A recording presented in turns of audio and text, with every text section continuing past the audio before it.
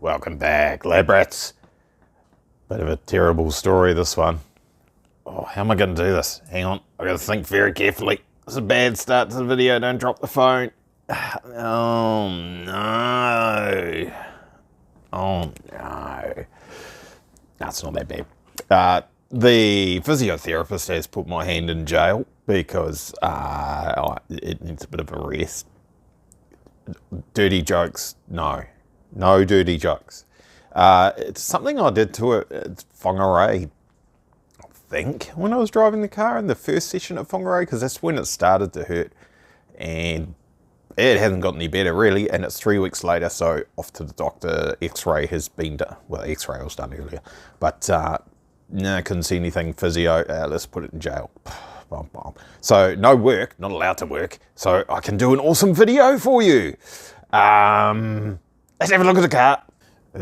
In here, some of you have seen it, I believe, but not everyone. We added a little thing, a little bit of electricity. See that there? That right in the middle of your screen there, just under that black fitting. Coolant temp sensor for the intercooler system. So, this allows me to establish whether the system in its entirety is heat soaking and increasing in temperature, and that may affect inlet air temperatures and things like that. We're going to have a look at that. I'm going to show you that on the thing here. Oh, look, take note of this. Ignore this and these. Take note of that. And we'll go to the back of the car. Shall we open the door? Let's do that. It's way, way, way better light for you guys, you see. Easier to see stuff and things. Remember the oil cooler on the top of the roof there? Good place to store stuff like that too. Oh, it's very hard to see. Right smack bang, stop shaking, Glenn. Right smack bang in the middle of your screen, over the top of that rod end and underneath that belt is an oil temperature sensor. I was going to start recording here, but you can't see my face, but oh, it came back. Oh, how do we do that? Never mind. Geez, that ute looks cool. Is that problem solved? Haven't ever bothered recording oil temperatures before in the car because I just didn't give a damn. We weren't having any issues that appeared to be oil temperature related, and I just didn't care. And yes, it should run an oil cooler, and I know that.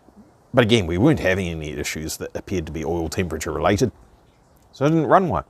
Simpler, lighter, easy to maintain, cheaper. If you have an exploderized engine, you don't have to replace the cooler, etc, etc. Then power kind of crept up, and it kind of crept up, and now it's just basically mental.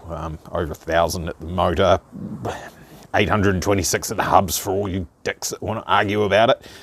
And it's time to put an oil cooler on it, most likely. So I put an oil temp sensor on there, just so we know. So what was it? So we know, you can throw a cooler on there, and how do you know whether you achieved anything or not? You've got to know your base point. So it definitely needs a cooler. Yep, I'll probably show you that. It definitely needs an oil cooler. Other sensors that have been added to the equation, see the pressure tube, the vacuum hose coming off the turbo boost pipe there, and it goes up there, and it's alongside the other link map sensor. So we've got two on board now. That doesn't have to stay there. I mean, it could be handy for diagnosis long term if something goes haywire, but the purpose of that one is we know the temperature, because directly behind it there is a temperature sensor, inlet air temp sensor. We know the temperature and the pressure of the air on this side, not measuring that side, so it's not, I mean, there could be issues going on over here. It could be a lot hotter over there or a lot colder, we don't know. I'll check that later one day. So we know how hot and how much pressure is going into here. And on the other side of this, at the back there, that's our inlet air temp sensor to tell the motor how hot the air is that's going in there. And of course we know the manifold pressure. So only at wide open throttle, we have a pretty good comparison between there to know how good or how crap our relatively cheap aftermarket water to air intercooler is. I'll show you some stuff on the laptop soon for the first time ever. We'll do that and we can see how good or how crap that is. hint, it's not bad for what it is. It's not bad. Wheel centre caps, they're there because I kind of melted them. Kind of did. Not the front ones though. The back ones. And I'm just tricking you to confuse you to make you think, how the heck has he done that? Those are actually the back ones. Those are the front ones. Pretty typical for them to stay on the car when you're out on the track beating on it, because you've got enough airflow, it'll keep the plastic cool. And when you come into the pits and stop, and then the heat soaks in from the brakes and from the wheel, and then they just, the little tabs on the back of them get soft and melt in, and then the cap will fall out. Not normally while you're sitting there stationary. It's the next time the car moves, which is what happened to the front right hand side, and I was very lucky to find it. I put the car on the trailer, did a big squiggly, massively long drive to put it on the trailer because someone was in the kind of sort of in the way, not really, and went to put the strop on the front right and went, oh hey, where's that? Found it about 100 meters away, but it's all good. Saved by the belt. Let's do something different. Fire up the laptop and do some screen recording. Full geek mode. I'll put even my reading glasses on. Gosh, we are getting fancy.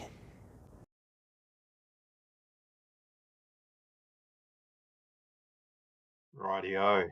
Bear with me, guys. This is all new. If you guys have been on the channel for a while, you would never have seen me doing this. I've never ever done it.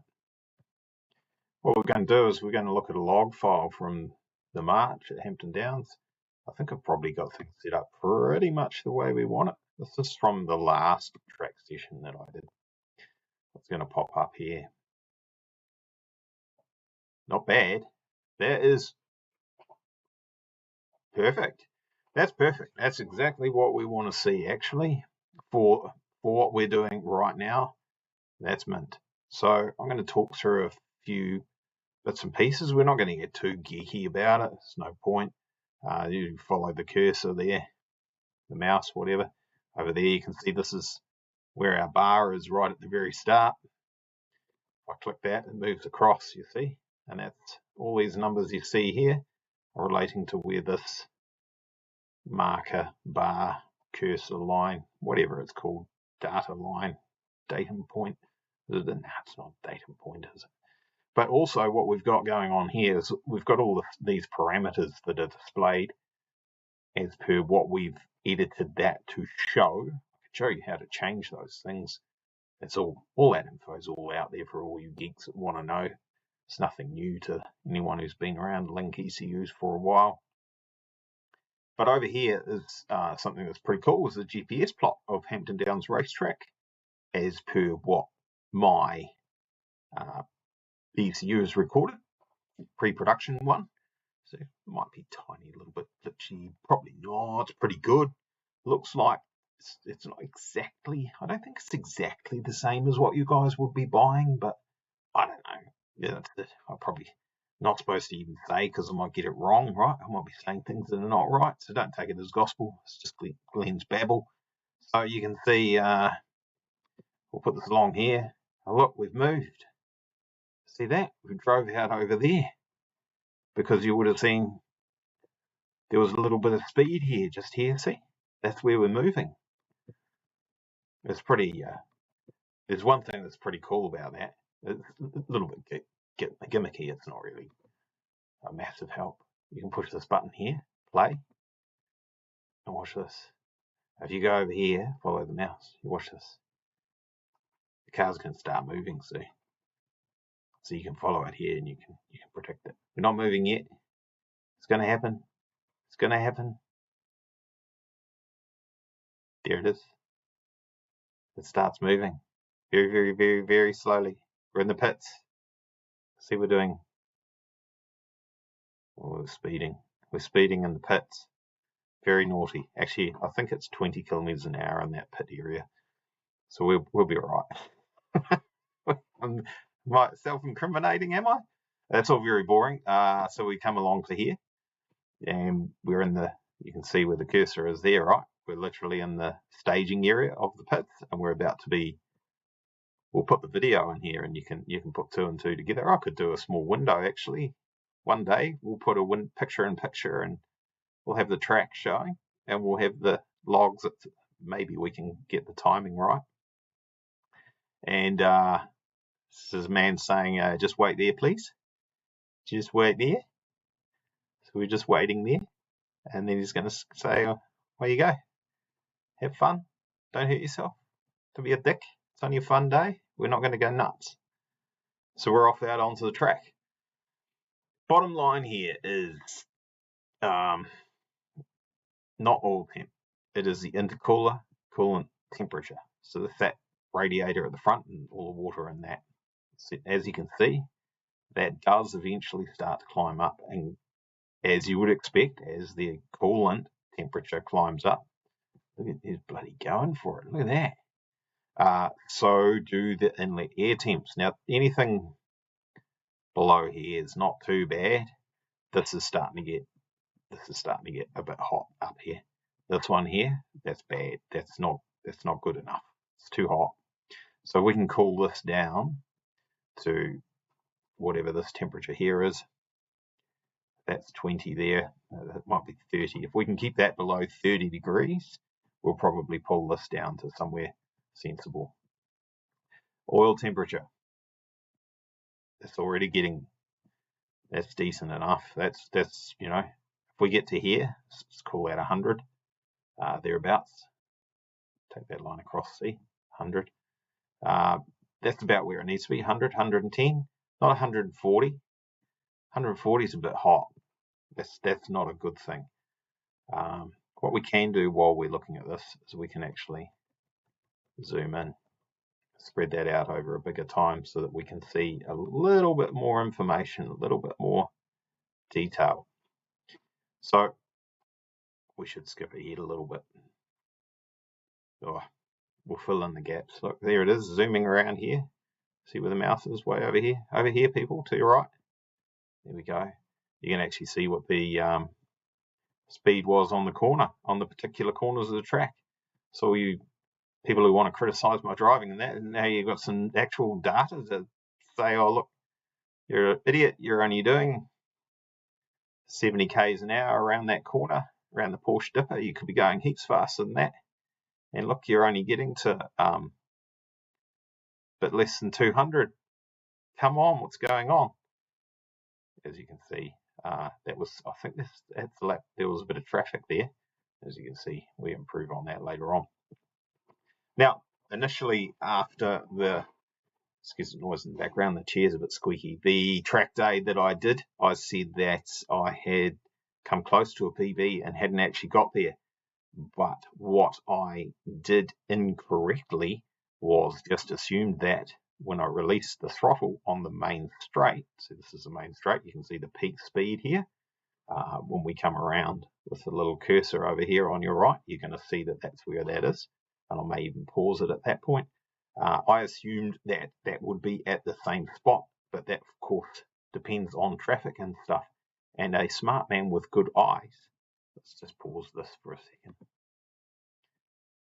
will see, just glancing at this and not looking too hard, see this little area under the curve, we shall call it area under the graph, from full throttle to throttle off, is a little bit larger here than it is here, because I backed off earlier because there was a car at turn 1 and I didn't want to be that guy that crashes into him. So let's carry on. We don't want to record. What are you doing, Glenn? Carry on playing this. We'll go zooming around and look at the speed over here, just up over 200 on that little straight there. Around the sweeper, we're 107, I think it dropped down to, something like that. So not bad pace there, not bad, boy. 236 or something, is it? Nah, it's way up there. And there you go. Now we go around that corner a little bit slower than what we normally would do because there was someone in the way.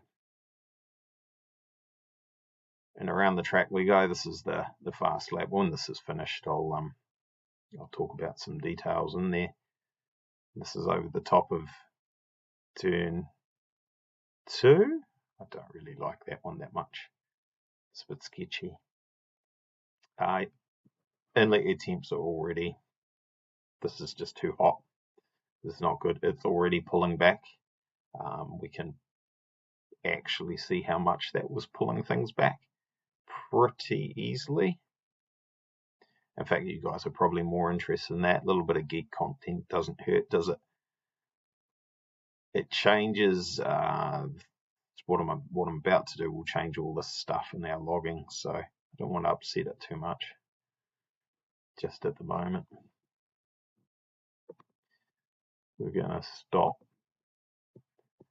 I'm going to zoom in. I'm going to show you something where I lift off the throttle here is pretty close to the start finish line. It's not bad.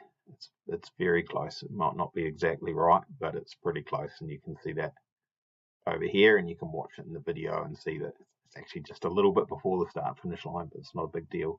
And you look at where the previous lift of the throttle was, where traffic's involved, considerably earlier on the track. So the difference between there and there, quite a lot.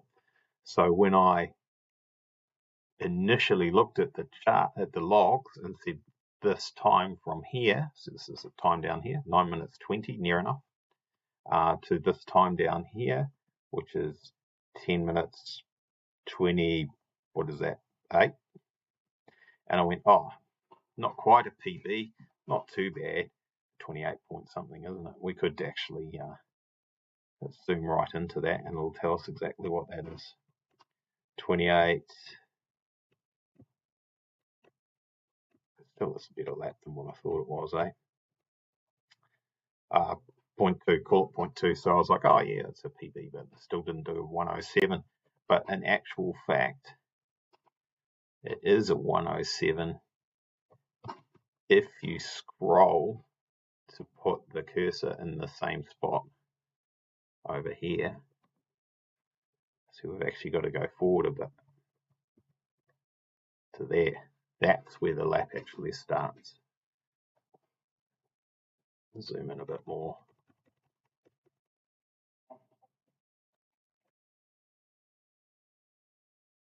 It's actually about there. And we can actually bring up properties,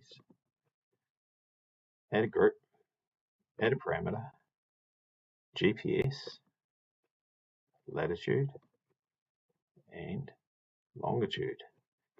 Then,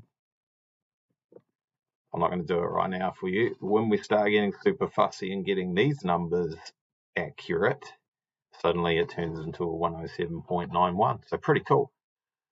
Over here, what I was talking about earlier on, file, open, you can see whatever that'll do. That's our tune we're going to use. We're going to open that, and then if we go, let it finish doing its little thing, configuration, you can see in boost control, wastegate tables, the trims that are going on as the IAT gets up higher. This one here, for example, inlet air temp trim. Look at that. We're pulling 10% out of our duty cycle. Well, somewhere between 0 and 10% out of our duty cycle on the wastegate controller. So it'll be running slightly less boost. You can also pull out ignition. Where is it? Ignition corrections. You can have a look at your ignition corrections. Inlet air ignition trim. Inlet air temp ignition trim.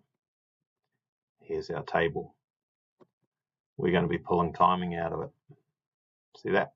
Losing a degree or so of timing as well. And there's other things that happens with fuel, etc. It fattens up the mixture and you lose power. But there you go. That's we'll go back to logging. It'll be a slightly different layout to what it was that we were looking at before, but the stuff is still there and the track is still, but that's bigger, isn't it? It's easier to see that line that I was talking about. Let's go over here. Should I try and convince myself that I went faster? No, we won't do that. The lap prior, however, was actually still a decent lap. It was from about here. Let's see if we can get this cursor back so it's level with that line. That'll do. That's near enough for what we're trying to fluff around with. We'll go back. That's close enough for us for what we're doing right now. We're at 9. Yeah, let's zoom in so we can get we're at 8 because we're 8 minutes 12.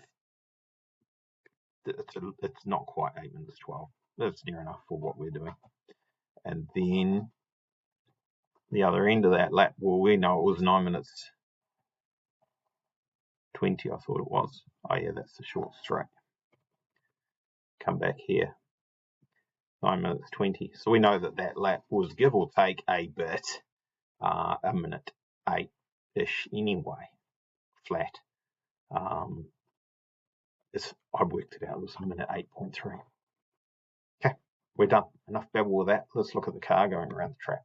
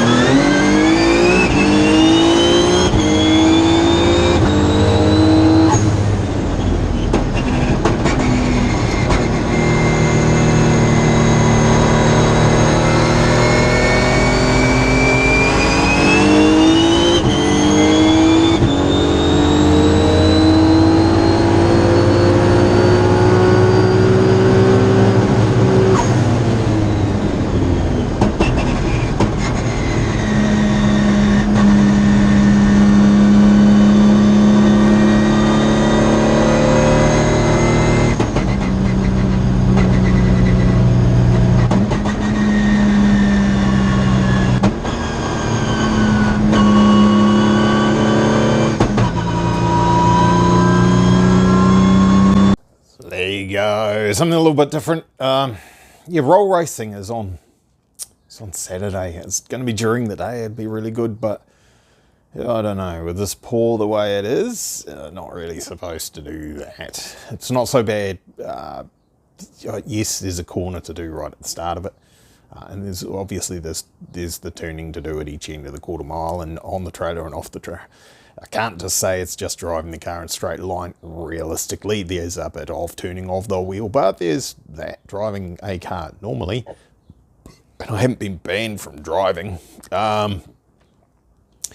Probably prudent to not do it, which sucks. But I might do it anyway. We'll see. We'll have a look at the weather. If the weather's going to be absolutely perfect, then hey, just give it a go. See how it goes. If I hurt the hand, then stop. You know, it should be all right. It was fine on Sunday. Didn't feel anything at all while I was pedaling the car around. But I was being careful not to antagonise it. Super Lap, final of the series. We're not running in the series this year, but it's the finals. Quite good fun to turn up to that. It's like the 18th or something, 17th, 18th this month coming, and it's a couple of weeks. If I can get the pour fixed, we've got I think a good car to set a fast lap time. If I get the oil cooler there, get that chucked into the car, we'll be away. It'll be great. We've got to get the pour fixed and got to have enough time to earn some money and enough time to get the cooler in. And I don't know. It's not looking great. We'll see. All right. Thanks for watching. Cheers, boy. Oh, if you want a full-on... I threatened to do a geek video, proper geek video of the entire setup of the programming and stuff. If you do want that, say so. Like, share, comment, hit notification bell, all that bloody bollocks.